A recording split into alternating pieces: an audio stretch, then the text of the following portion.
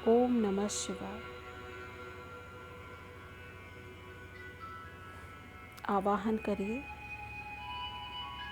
परम पिता परमात्मा का और अपने सभी गुरुजनों का, आपके सिद्ध गुरुओं का और आपके हायर सेल्फ का, आपके स्पिरिचुअल गाइड्स का आह्वान करेंगे।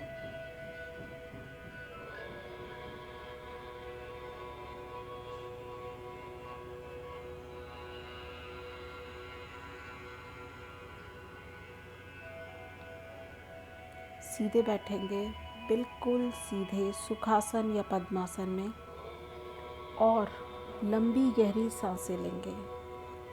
आवाहन करते हुए भी आपको लंबी गहरी सांस लेनी है और ये जो सांस की प्रक्रिया है ये निरंतर चलती रहेगी और आपका ध्यान सिर्फ और सिर्फ आपकी सांसों पर होगा। शरीर पर से पूरा नियंत्रण छोड़ दीजिए। मन से भी अपने नियंत्रण को मुक्त कर दीजिए। कोई नियंत्रण नहीं रखना मन पर भी अपने।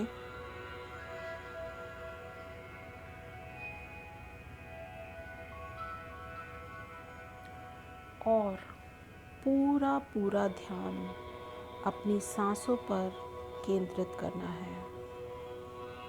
श्वास इतनी गहरी लें और भाव करें कि वो आपके सिर के ऊपरी हिस्से से आपके पेट के निचले हिस्से तक गहरी लंबी लें। और आप इसी तरह से पेट के बिल्कुल निचले हिस्से से सांस को छोड़ना शुरू करें और सिर के बिल्कुल टॉप ऑफ द हेड ऊपर हिस्से तक सांस को छोड़ें।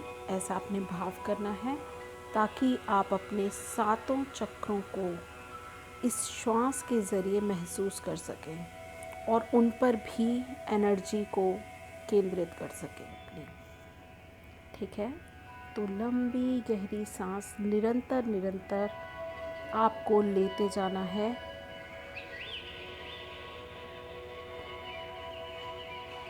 जब मैंने कहा कि अपने मन से पूरा नियंत्रण आपने छोड़ देना है, तो इसका मतलब है कि जो भी थॉट्स आपके दिमाग में, जो भी बातें आपके दिमाग में, जो भी ग्लिम्स आपको इस समय महसूस हो रहे हैं, याद आ रहे हैं या आप सतह पर आ रहे हैं आपके मन की, तो उनको आने दें, मगर श्वास से नियंत्रण अपना नहीं छोड़ना है।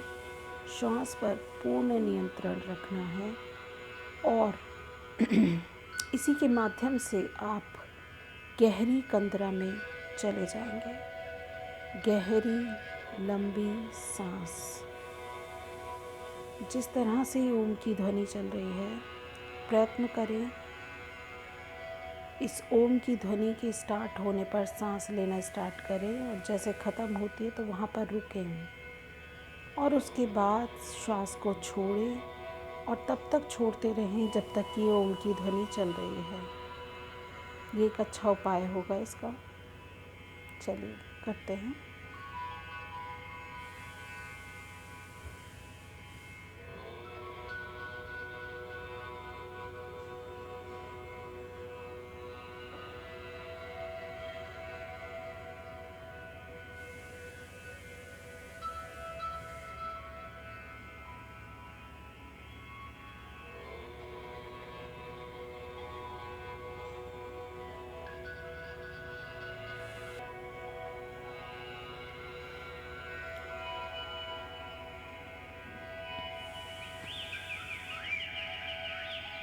इस अवस्था में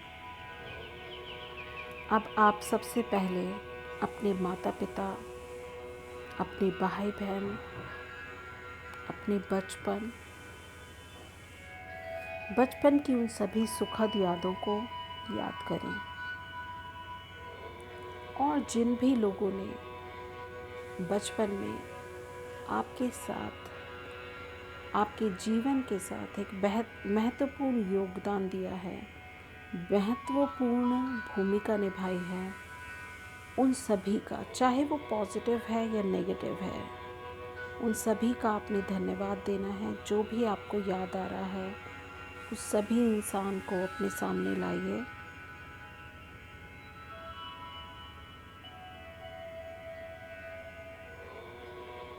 और धन्यवाद दीजिए।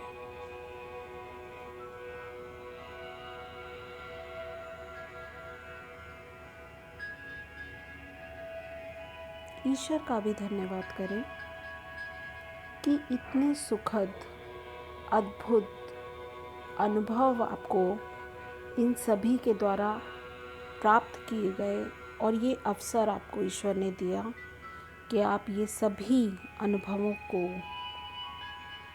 याद कर सकें, इन सभी अनुभवों को अपने जीवन में एक लेसन्स की तरह लें, एक ब्लेसिंग की तरह लें।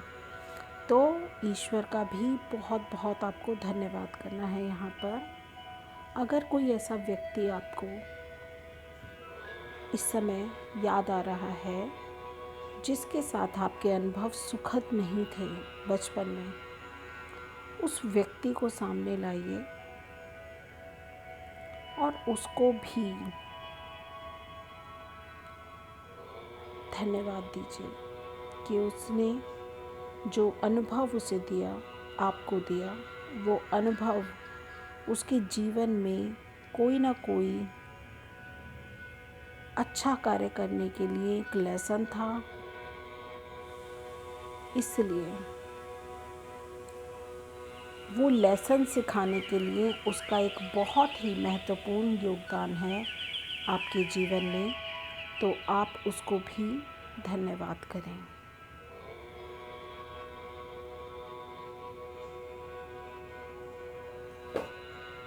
अपनी इस दुख को विटनेस कीजिए।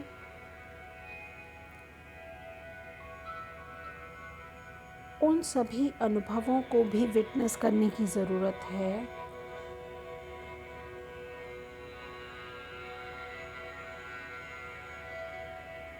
क्योंकि कहीं ना कहीं आपकी ऊर्जा उस कड़वे अनुभव की वजह से अटक गई है और ये वो लाइफ लेसन्स हैं जो आपको लर्न करने ही होंगे, ठीक है, और इनसे मुक्ति भी पानी होगी।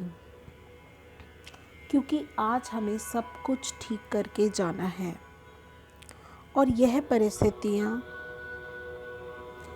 जो आप पहले भी झेल चुके हैं, जीवन में आगे कभी भी आप उनका सामना ना करें, इसलिए भी इस क्षण आपको उन्हें रिलीज़ करना बहुत ज़रूरी है। तो रिलीज़ करने के लिए स्वयं को तैयार करें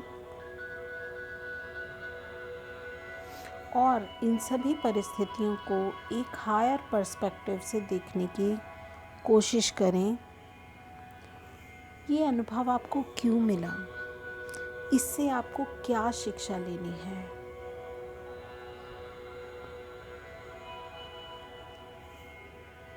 जब आपको ये समझ आ जाएगा तो आपके लिए ये कड़वे से कड़वा अनुभव भी परेशान नहीं करेगा।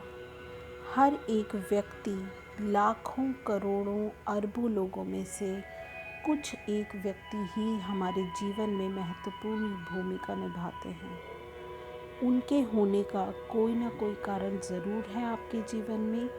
इसलिए यदि वो सुखद है तो उनका धन्यवाद करना है, अगर वो दुखद है तो उस दुख को भी रिलीज़ करना है और उनका भी धन्यवाद करना है, जिससे जीवन में आप नए आयामों तक पहुंच पाएं, जीवन की नई नई उपलब्धियों को प्राप्त करें और पुराने सभी लेसन्स को अच्छे से लर्न करें, ठीक है।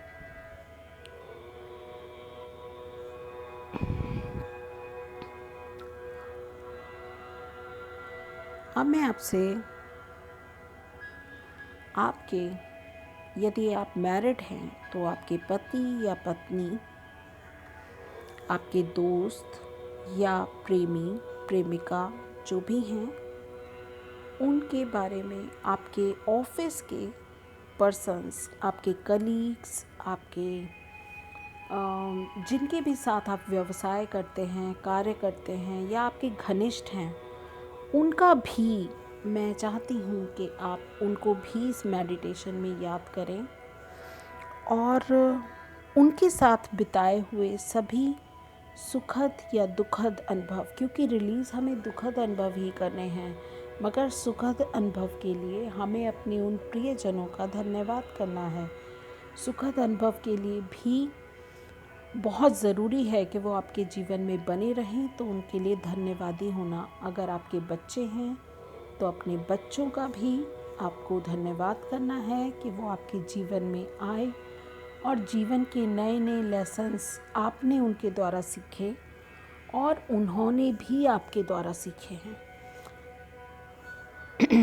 तो जो भी माता पिता, भाई बहन के अलावा जो भी लोग आपके जीवन में अन्य आए हैं, उनको भी धन्यवाद करना है।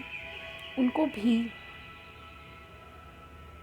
अगर कड़वे अनुभव है तो उस अनुभव को रिलीज़ करना है, तब भी उन्हें धन्यवाद करना है।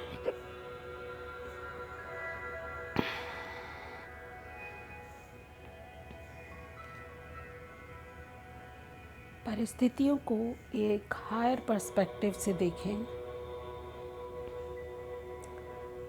जब आप समझ जाएंगे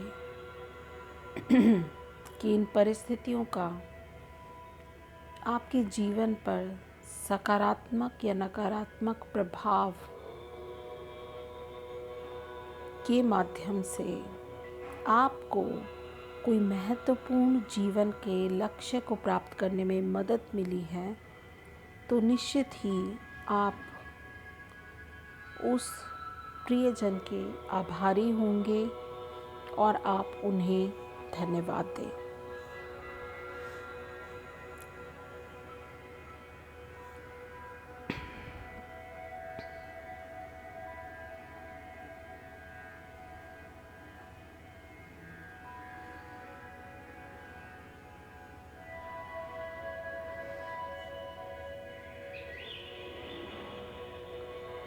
अंत में आप अपने माता पिता, भाई बहन, पति पत्नी, बेटा बेटी, सास ससुर, परिवार, दोस्त,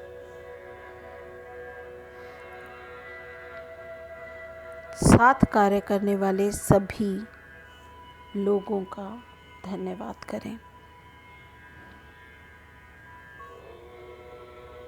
अपने गुरुजनों का, अपने पूर्वजों का, परम पिता परमात्मा का धन्यवाद करें।